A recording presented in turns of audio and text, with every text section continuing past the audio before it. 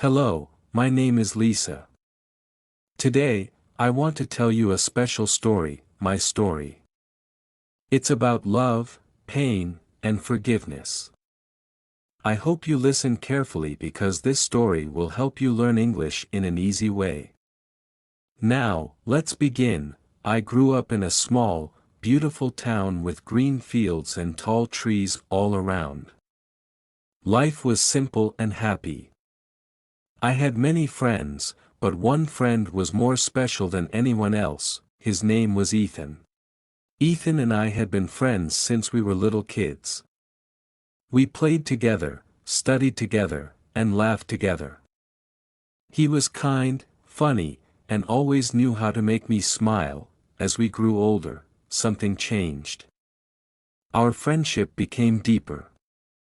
We spent more time together, and I started to realize something. I loved him. One sunny afternoon, Ethan and I sat under our favorite tree. The tree had big, wide branches, and its shade felt cool and peaceful. The wind gently moved the leaves, and the birds sang softly.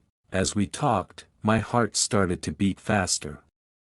I looked at Ethan, and for the first time, I felt brave enough to tell him how I felt. I took a deep breath. Ethan, I said quietly, I think I love you. My hands shook a little, and I waited nervously for his answer. Ethan, I said softly, I think I love you. He looked at me with wide eyes, surprised. But then, he smiled gently. I love you too, Lisa, he said. My heart felt so full of joy, warmth, and happiness. From that day, Ethan and I became a couple. We promised to always be honest with each other and to take care of one another, no matter what. Life felt perfect, and I believed our love would last forever, but one day, something changed. Ethan started acting differently. He didn't call me as much. His smile wasn't the same when he looked at me. I felt something was wrong, but I didn't know what. One evening, as I walked through the park, I saw Ethan talking to another girl. Her name was Emma. She was new in town, and she was beautiful. At first, I thought they were just friends.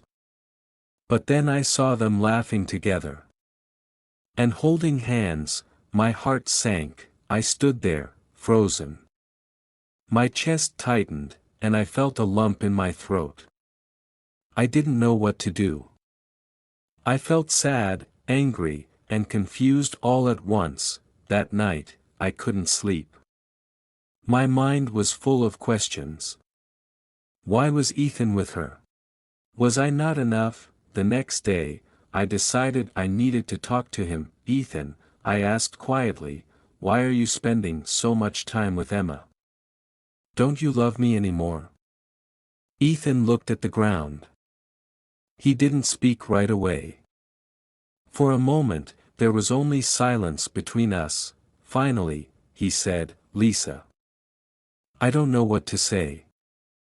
I think I like Emma. But I still care about you. His words felt like a sharp knife cutting into my heart. I stared at him, unable to believe what I was hearing. I trusted Ethan.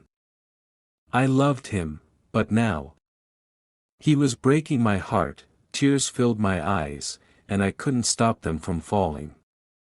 I turned and ran home, the cold evening air stinging my face. I locked myself in my room and cried for hours.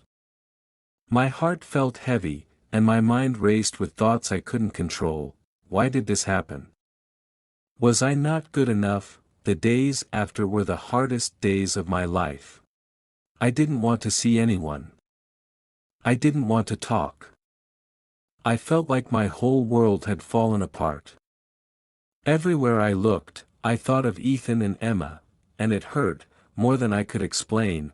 Every time I closed my eyes, I saw them together. It hurt so much, but then, I remembered something my grandmother once told me. Lisa, she said, life is full of challenges, but every challenge teaches us something important. Her words stayed with me. I decided to face my pain instead of running from it. That night, I started writing in my diary. Every evening, I wrote about my feelings, the sadness, the anger, the confusion. Pouring my heart onto paper helped, even if just a little. I also talked to my best friend, Mia. She listened patiently, holding my hand as I cried. After I finished, she hugged me tightly and said, "Lisa, you are strong. Don't let this break you. You deserve someone who truly loves you." Her words gave me hope. I began focusing on myself. I went for long walks in the park, letting the fresh air clear my mind. I read books that lifted my spirit and filled my heart with courage. I even joined a dance class, something I had always wanted to try. Slowly, I began to heal, but deep inside, something still felt missing. I realized I needed to find peace. I needed to forgive Ethan, not for him, but for me. One afternoon, while walking in the park, I saw him. Ethan sat alone on a bench, staring at the ground. I felt nervous, but something in me said, "It's time." I took a deep breath and walked towards him. As I got closer, he looked up. His eyes widened with surprise. "Lisa," he said softly, I'm sorry." His words caught me off guard. I didn't expect him to apologize. Ethan continued, his voice full of regret. "I made a mistake. I hurt you, and I'm so sorry for that.